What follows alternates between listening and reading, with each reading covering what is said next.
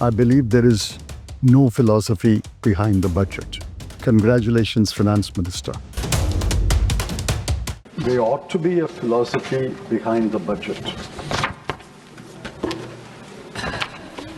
But I cannot divine one in this budget. I shall not attempt to do so, because after going through the budget speech and the budget numbers, I believe there is no philosophy behind the budget. It is obvious that the budget was politically driven. I shall not elaborate upon that, but I congratulate the Finance Minister for achieving one of her objects a couple of days ago. Congratulations, Finance Minister. I would like to start on an unusual note. The Finance Ministers asked this House to appropriate 20,517 crore for the Ministry of External Affairs. Usually the MEA does not figure in a budget speech, but I want to start with the MEA. I'll tell you why. In 2023-24, the past year, we allocated 28,915 crore. In the current year, the revised estimate is 25,277 crore, almost 3,600 crore less in the current year. And for next year, the Finance Minister is asking for only 20,517 crore, another 5,300 crore less. I wish the External Affairs Minister is here. I suspect that, and I hope not, I suspect that the Finance Minister is doing a Elon Musk on the External Affairs Minister. Somebody must explain. Are we shrinking our world presence? Are we closing down embassies? Are we closing down consulates? Be that as it may. A more serious aspect of the MEA. MEA stumbled badly in the last week, and I say that with responsibility. It's now clear that the United States informed India about the deportation. They gave a list of deportees. India verified the list and confirmed that 104 or so names are Indian citizens. So this was not a surprise to us. It was a surprise to the rest of the people. The deportation was known to the MEA. The External Affairs Minister met Secretary of State Rubio a few days before the deportation, and that was all published in the newspapers. I asked the government, did the External Affairs Minister raise the matter with Mr. Rubio? Did he know about the SOP? He told this House the SOP has been in place for many years, since 2012. If he knew about the SOP, did he protest the SOP to the Secretary of State of United States? Did he know about the SOP requires them to handcuff, tie the legs with ropes and mask? If he knew about it, did he protest to Mr. Rubio? If he did not protest, why did he not protest? And the most important question, did the External Affairs Minister... Are you yielding? Are you yielding? I'm not yielding. I'm only stating on basis of what he said. He can reply later. Did the External Affairs Minister, He can reply later. sir, did the External Affairs Minister offer to Mr. Rubio, we will send an aircraft to bring our Indian citizens back? Yes. Another serious matter, another list of 483 Indians who have been identified as illegal immigrants. I don't know when the deportation will take place. I ask a specific question. Will the government send an Indian aircraft to bring back the Indian illegal immigrants?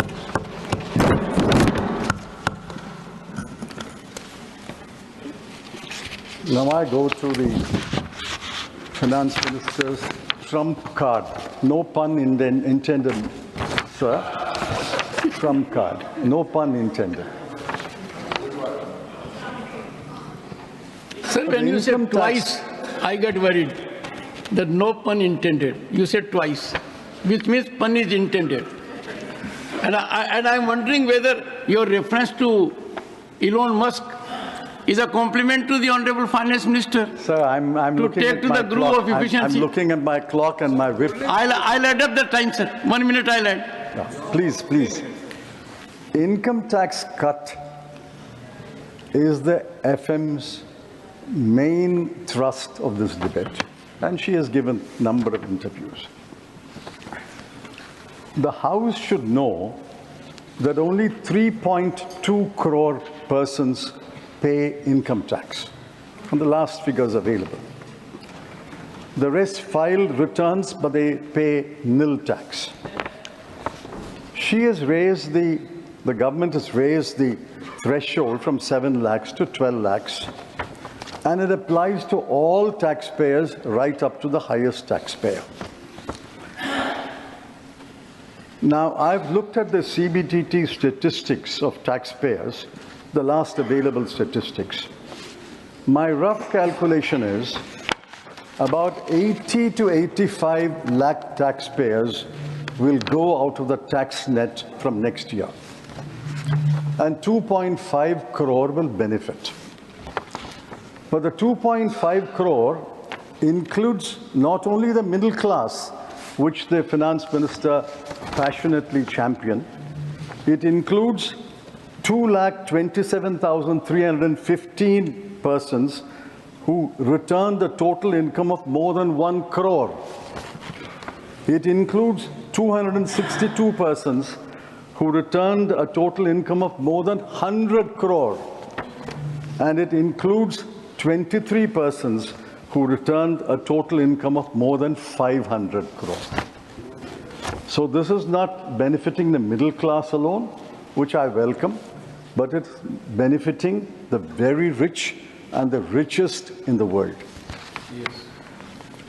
Finance ministers also claimed that she had foregone 1 lakh crore rupees.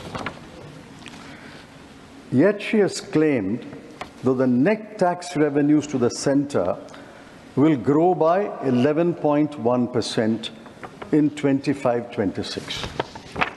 In 24-25 also it grew by 11%. So it's about the same number. After foregoing 1 lakh crore,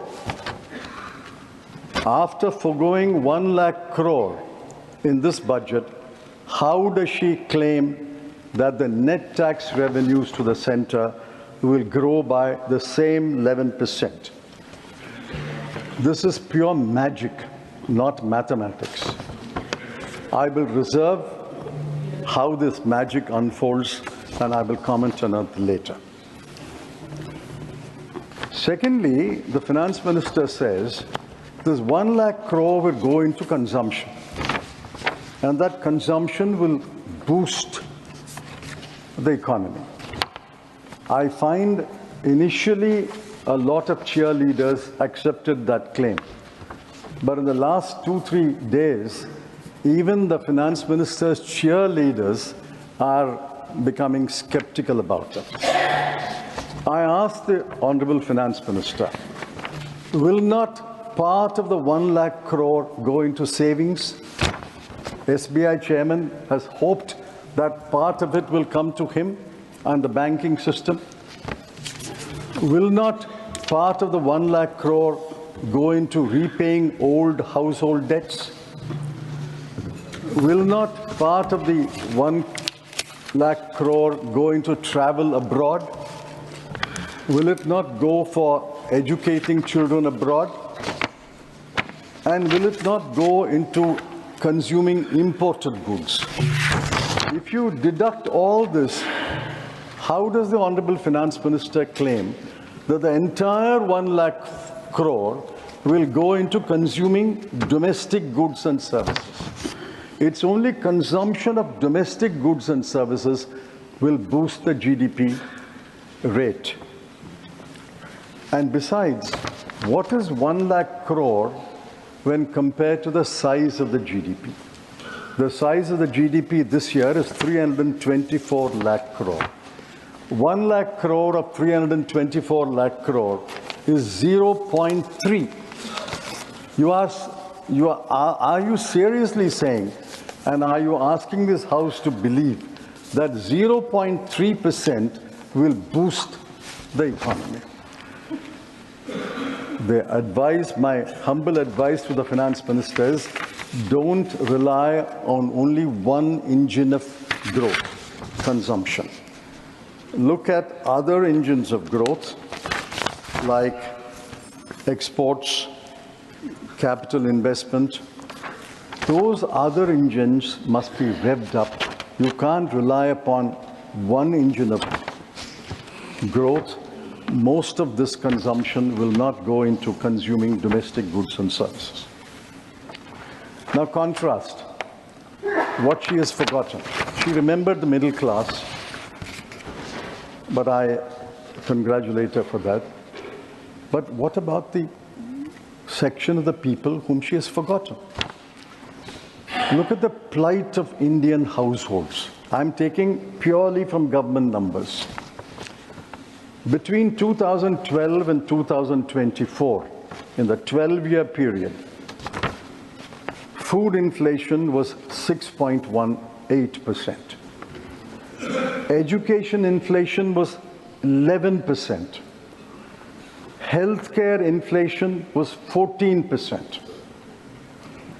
These have crippled Indian households.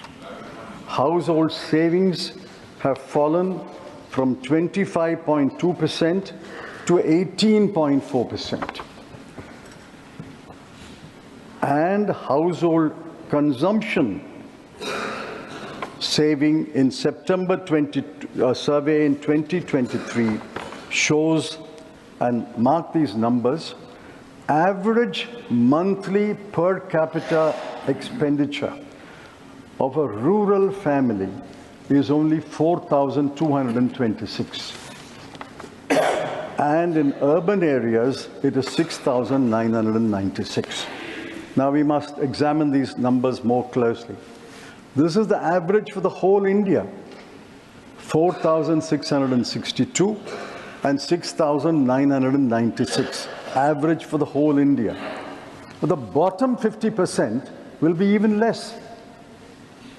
And bottom 50% of the 50% will be even less. Now, what has this budget done for the average Indian household in the bottom 50% and the bottom 25%? Nothing. What relief has the Honorable Finance Minister given them? She could have done one of several things. I'm not saying she should have done all the 4 things that I'm mentioning. She could have done one of several things.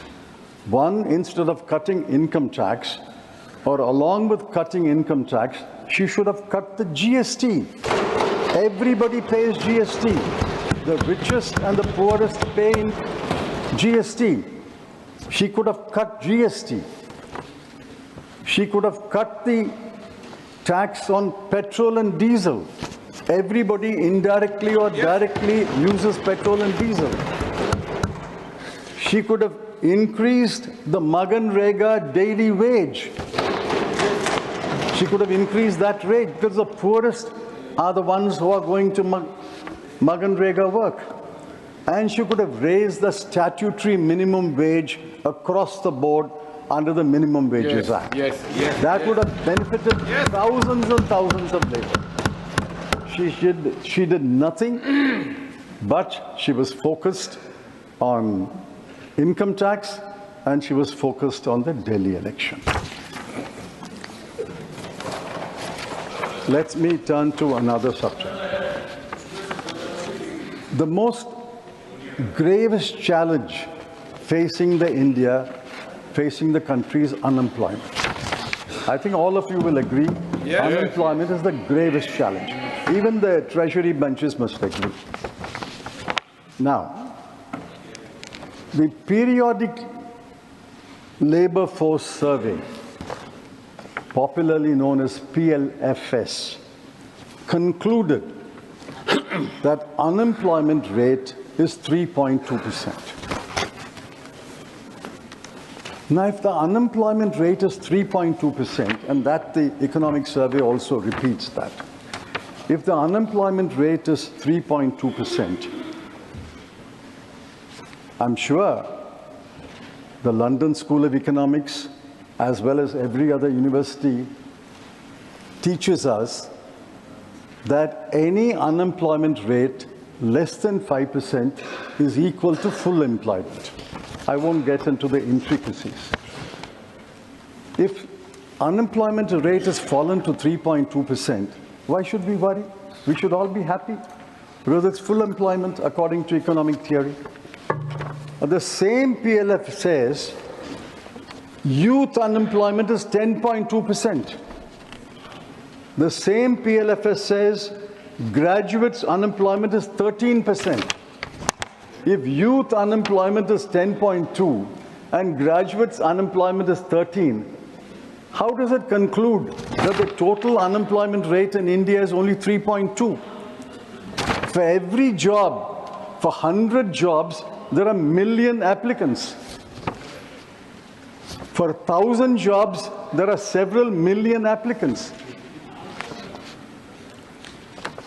The economic survey, sir, I quote, we need to create 78.5 lakh non-farm jobs every year until 2030. I asked the Honorable Finance Minister, what is her plan? What is the way forward to create 78 lakh non-farm jobs between now and 2030? They will be in government until 2029. So the bulk of the period is their government. They should tell us clearly a path to create 78 lakh jobs every year until the end of the government. Sir, the next I come to the famous PLI. The budget has 8 lines of expenditure on employment generation. I've looked at it closely. If I'm wrong, the Honorable Finance Minister will correct me. There are 5 lines of expenditure under PLA. There's 1 line of expenditure called New Employment Generation Program. There is 1 line called Prime Minister's Employment Generation Program. There's 1 line called Skill India. I don't know the differences between these acronyms. What is the difference between Prime Minister's New Employment Generation Program and the New Employment Generation Program? We don't have a new PM, we have the same PM. On the 8 lines in the current year, mark these numbers, sir. On the 8 lines together, I've got the breakdown, but I'm taking the all 8 lines of expenditure. In the current year, the budget allocation when she presented the budget last year was 28,318 crore. This is the gravest challenge. You allocated 28,318 crore. But what will you spend? By March 31, you will spend only 20,035 crore. Why are you not spending 8,000 crore on the challenge, which is the gravest challenge facing the country? Yes. The PLI scheme is a spectacular failure. Yes. Otherwise, you would have spent this money. Employment generation is a spectacular failure. Now I look at another aspect. The wages of salaried male worker as well as female worker, but I'm giving the numbers of the male worker. The wages of salaried male worker has fallen in the last 7 years from 12,665 per month to 11,858 per month. This is own numbers. From 12,665 to 11,858. The wages of self-employed male worker has fallen from 9,454 per month to 8,591 per month. So what is the position, sir? The position is incomes are falling, wages are falling, government expenditure is not keeping pace with the promises, household net savings have fallen, household debt has arisen. Yes. This is the plight of the bottom 50% of India. Yes. There's nothing in this budget for the bottom 50%. I think we cannot divide this house into one half speaking for the top 50% and one half speaking for the bottom 50%.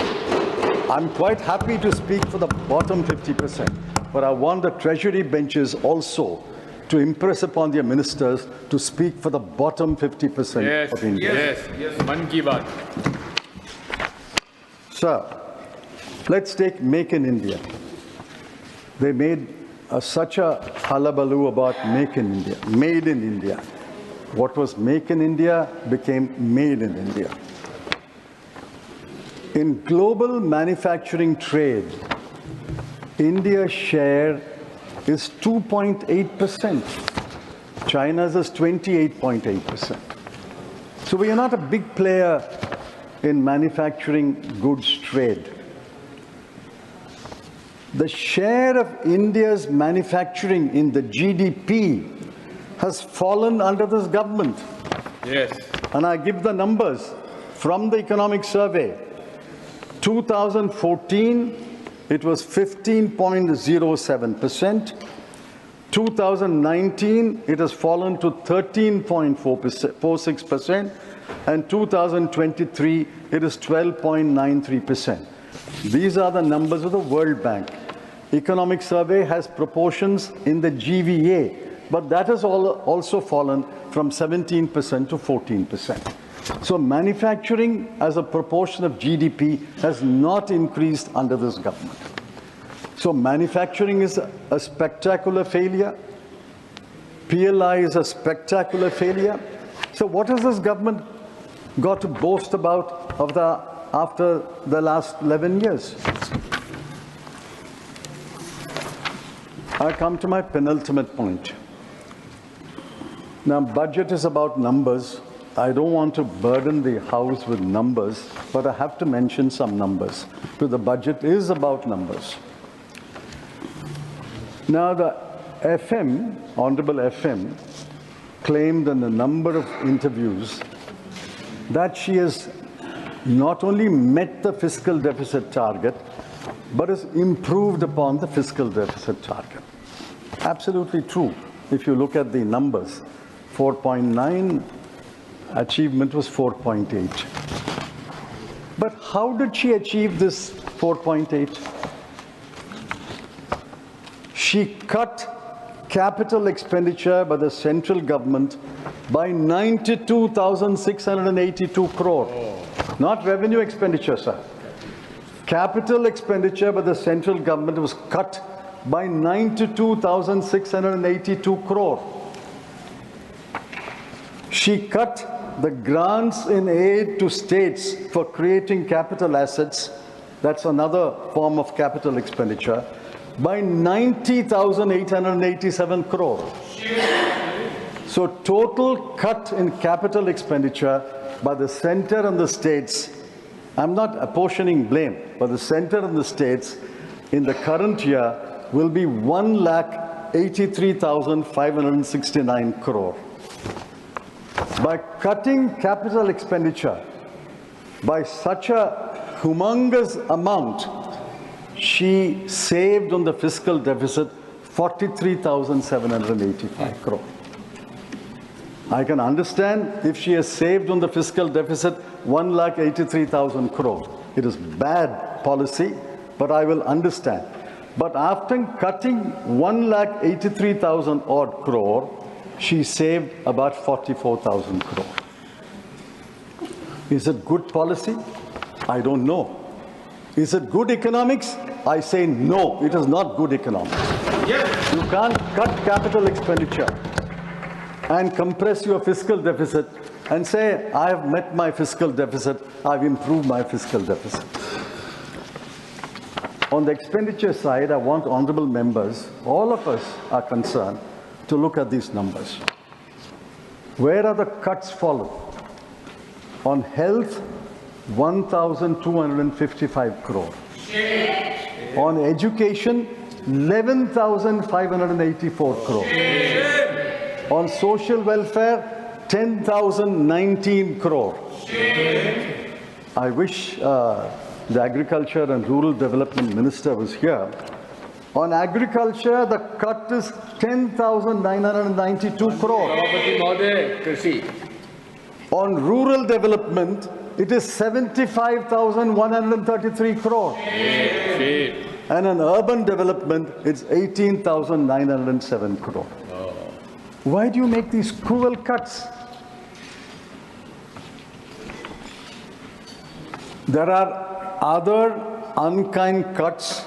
I won't give the numbers on Poshan, Jal Jeevan Mission, National Social Assistance Program, Pradhan Mantri Gram Sadak Yojana, Crop Insurance Scheme, Urea Subsidy, PM Garib Kalyan Yojana.